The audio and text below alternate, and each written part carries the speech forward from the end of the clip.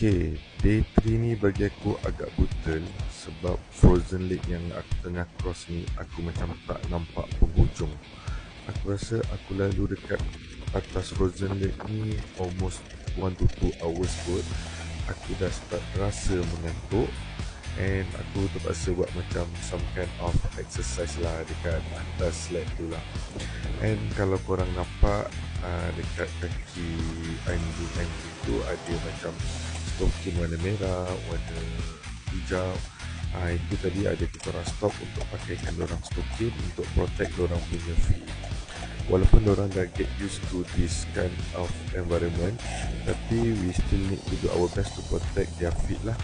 And then bila lalu depan sikit ada nampak macam perkampungan semi village kalau tak silap aku ni lah, tepi-tepi tasik ni, dan belakang tu view gunung agak lawa lah. So dah nak sampai dah ni dekat campsite day 3, let's go.